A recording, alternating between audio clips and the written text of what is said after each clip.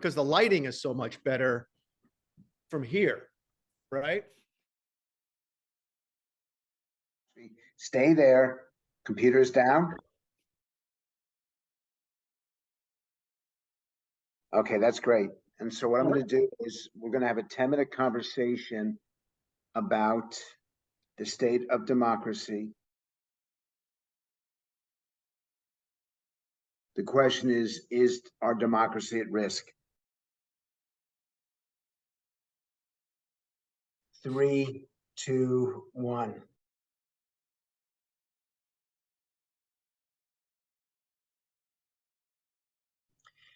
I know that people often come to me to understand public opinion on the role of capitalism and democracy, but it's rare that I get a chance to have a conversation about the future of democracy. Is democracy at risk?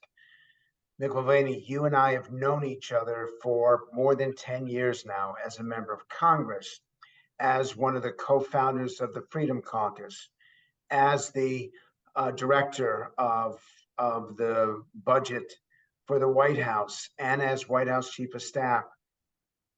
I'm the weak link in this conversation, and I'm also the pessimist. Yeah. Why I know that you think that democracy, that things are okay, but I also think that you are somewhat concerned about where we're headed and why we're going there. So in your own words, where's democracy right now? You know, I feel your pessimism. I do, but then I'm reminded, I gave a speech one time, I can't remember who was with, so I can't give credit for this, but we're talking about language, and the oldest recorded languages we have, or the topics are religious ceremonies, accounting records, paying your taxes, and current generations complaining about the next generation. So, and then they're going to blow up the world and so forth. So I look at that in sort of that context, that old people like you and me always think young people are miserable and they're going to screw everything up. And I think you're right in that democracy is always at risk. By its nature, democracy is always at risk. It's, you know, what does Reagan said? You're only one generation away from losing it, or something like that. I think that's fair. But I still think people recognize that it's, well, with all of its weaknesses, is still better than everything else. Are people happy with what we're doing? No. But that's not the question. I want to put a couple of things into this which concern me. Social media in particular. Yeah. Two elements of representative democracy that makes it particularly successful and resilient. Number one is that you have a distance between the average individual and each other. And number two is that you have the time to reflect on what you say and what you do. Social media removes both of those, puts everyone into the debate, makes everything immediate, which automatically jacks things up. And quite frankly, we got Russians and Iranians and Chinese all playing games with their social media to drive a wedge between us. Doesn't that frighten you? And your concern is the concern that the founding fathers had about the mob rule, right? Direct democracy. We actually, you know, we started this conversation by saying, is democracy at risk? The real question is our democratically elected republic at risk? Because that's sort of what you're getting. That's the distance. That's the time. Remember, the House was set up to reflect the passions and emotions of the people. The Senate was supposed to be the great, was it stirring cup or warming cup that sort of let things settle down. That's why they had 6-year terms. I get all that. I thought you were going someplace else though, Frank. I thought you're going on the lack of shared experiences. That's what you really need. You need to have a culture in order to have a democracy or a democratic republic, and that we're losing that because of social media and other things, you know, that are prevalent. That's my bigger. I think social media, what you've just described, exacerbates and magnifies what I'm concerned about, which is the lack of a common canon. My daughter and I went to the exact same universities and got the exact same degrees exactly 30 years apart. Okay. She studied 2 of the same classes that I did. You can now get a degree in English literature without reading Shakespeare. So that's what worries me in the long term, is that lack of the cultural connectivity. I think social media is a symptom of that, not the cause. I want to add another component, which is civility and decency and respect, which is that democracy suggests a successful democracy suggests that you can lose an election, you congratulate the winner, and you move on.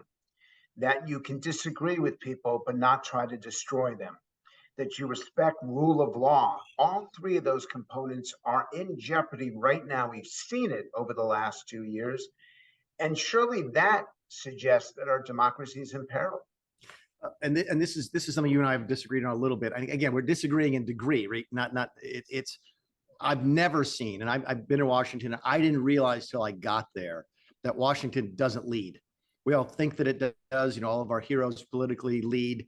Washington doesn't lead. They follow. People always ask me, they say, how are you going to fix Washington? I'm like, how are you going to fix the country? Keep in mind, it is a representative democracy. There is no evil, invisible hand that reaches down into the panhandle of Florida and brings Matt Gaetz to Washington, D.C., or reaches into Manhattan and brings AOC to D.C. There's folks back home who really look at those candidates and say, you know what, that's the person that I think best represents me, how I feel right now. Send that person to Washington. So the country is broken, not Washington. Could a great leader sort of bring us together? Yeah, and I'd be curious to see if Tim Scott, who's a dear friend of mine, I know you think very highly of him. I think if the country wants to heal itself, then Tim Scott's got a chance to be president. If the country likes the way it's going, you're going to end up with somebody else. But people say Washington's broken. Oh, what do you do about Washington? You tell me how to fix the country, I'll tell you how to fix Washington. But part of the reason why democracies worked is due to a phrase that you just said moments ago, how people feel. Democracy isn't about feeling, it's about thinking. And it doesn't mean that they make the right decisions. And that's not the definition of a successful democracy. But when everything becomes how you feel, and everything becomes immediate, and everything's a crisis, surely that suggests that we can't actually bring everyone together and have this debate. It is more likely that we end up with what happened on January 6th. And the most extreme example of that is what happened 170 years ago. I don't believe that's going to happen now. But I do believe that we are more susceptible to the events of January 6th because everything is about feeling rather than about thinking. Am I wrong? A couple different things about that. Again, I think there we're going through that generational, the good old days type of thing. It was so much better 50 years ago or something like that. My kids always ask me, Dad, has it always been this bad? I'm like, yeah, I don't know. There was a time when the vice president shot the Treasury secretary to death. Does that count as being bad? So there's that. Hold on, that was deserved. So there's that perspective on it. And now I've lost my train of thought because it's too early in the morning. I haven't had nearly enough caffeine. But I believe ultimately in the wisdom of crowds. I do. I don't think that ever we've had a perfect democracy. I think we've managed to cobble it together because if you do get enough people together who do share some commonality, you're going to make some really good decisions, and maybe there wasn't that big a difference between Kennedy and Nixon in 1960. Maybe there is a lot bigger difference between Biden and Trump today. Maybe that's the case, but I still have faith in the system. Again, I'm conservative with a small c, right? That's one of the things that is so frustrating to some of my Republican friends is that, I believe that Donald Trump lost the election. Why? Because I believe in the system. That's what conservatives do. I believe in the electoral system. I believe. And by the way, I'm looking at the people in your background. Yeah. Washington, Adams, Ben Franklin, Thomas Jefferson, Abraham Lincoln. They had setbacks. They had challenges. They had people calling them the most awful names and libeling them.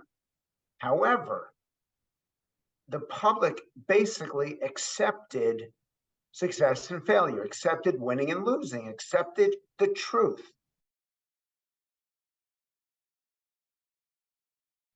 And Mick, my greatest fear right now is that there aren't enough people engaged in the relentless pursuit of the truth, because in the end, that is the greatest threat to democracy. When you don't know the truth and you don't accept the truth, and in fact, if you reject the truth, I think you end up losing our commonality and you end up losing these institutions and the faith in the country. We don't celebrate the truth anymore. Well, I can't really argue with that. I go back. I lived through the alternative facts discussion with Kellyanne Conway, which is one of the things that got blown so out of proportion. She said, there's alternative facts, which are simply just other facts. You have a fact, I have a fact. Those are both facts. They may point you in different directions. It doesn't mean that one fact is a fact and the other fact is false. Both facts can be true and they could lead you to different conclusions. I guess this goes back to the conversation. You and I had this conversation when I left Cambridge. After we did the debate at Cambridge with me and Trey Gowdy versus Jay Johnson, and it was based on the conversation we had here in this room where I'm sitting, which I'm sitting in your house, about the kid who had a firmly held belief about the Los Angeles City Police Department. He was based on several facts that he absolutely believed were true. The police commissioner was sitting next to him and gave him uncontrovertible evidence that all those facts were false. And at the end, he said he didn't care. He still believed what he believed. That's what frightens me. So if that's what you're getting at, I tend to agree with that. I defended Donald Trump for months after January 6th. I quit because I thought he failed miserably during the riots, and he was my boss at the time, and he failed to live up to my expectations for my boss. And that's a good reason to quit. But I never thought he committed anything approaching a crime or impeachable offense, and defended him for several months. And then the January 6th Commission comes out and starts laying out some evidence that I did not know at the time. They showed videos that I had not seen. They had testimonies from Bill Barr that I was not privy to because I was out of the White House. I'm like, oh, well, that's it. I didn't know that. That may change my opinion. When we lose the ability to do that, then I'll agree with you. Then we're in real trouble. When we all believe what we all believe and we don't really care what the facts are, that if that's your point, yeah, I could get to I could see where that would be that's a challenge.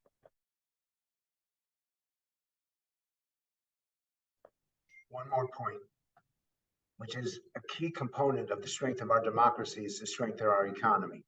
Not in the short term, but in the long term, that it offers people more opportunities than any other system, that allows people to get ahead better than any other system, that it provides a necessary safety net when things like COVID strike. And yet, more people choose socialism over capitalism than at any time in modern history. More people believe that CEOs and corporations and those who've been successful in their life got there in a bad way for unjust reasons and have taken advantage of their opportunities. Mick, in your time, have you seen hostility towards our economic system as high as it is right now? And how would you address it? I was talking to my wife last night as we're driving through Beverly Hills, which I don't get to do very often. And I said to myself, isn't it cool that we live in a country that is so wealthy that we can spend hundreds of thousands of man hours worrying about people's pronouns? I'm pretty sure they don't worry about that in sub-Saharan Africa. And in fact, I go back to some of the work I did in Northern Ireland, because when I got there, people were like, whose side are you on? I'm like, I'm on the side of everybody getting a job. And they said, why? I said, because if everybody's got a job, they tend not to want to kill each other. They worry about other stuff. It's when people are disadvantaged and they're hungry and they're worried, they start to get out of sorts. So in some ways, I look at the discussions that we have nationally, even though they make me scratch my head over whether or not a woman can have a baby, a man can have a baby, and think it's awful we're having this conversation. But at the same time, there's a silver lining to it. Do I see hostility to prosperity? I think, yeah, in places that have it, which is really strange. Bono, the lead singer of U2, is famous for a line he gives about the difference between the Irish and the Americans. He said, Americans used to drive past a big house on a hill where a rich person lived, and they used to say to themselves, one day that's going to be me or my kids. The Irish drive by the same house and say, one day I'm going to get that MFer. That's a different sort of perspective on life. I think I see a little bit more of that now. We are uncomfortable with our wealth. And by the way, there's one thing I worry about that most of my Republicans don't worry about. I do worry about the disparity of wealth. Not because of the same reasons that people do. If you're here and I'm here and I go way up here and you go here, do you really care? Do you care about the distance between us, or do you care about the distance between you and the bottom? And as long as you are upwardly mobile, I think you tend to care less about everybody else's. If you have what you want, then you don't care as much about what other folks have. But I see right now a slow trend towards a lack in social mobility, and that worries me because of the way the education system is structured, because of the way there's a great book called Coming Apart, and I think it was Charles Murray who wrote it. And I'm sorry, I'm going too long, but the best example I can give is what I remember this. He talked about this in the book. When my dad was younger than me, my dad was 40 years old. I'm 55. My dad worked for a large corporation. The CEO of that, he was in middle sales. He was a middle manager. The CEO lived in the same neighborhood as we did. We went to the same churches as his kids. We went to the same schools. We went on vacation in the same places. Yes, they stayed on the waterfront at the beach and we stayed 2 rows back, but we went to the same place.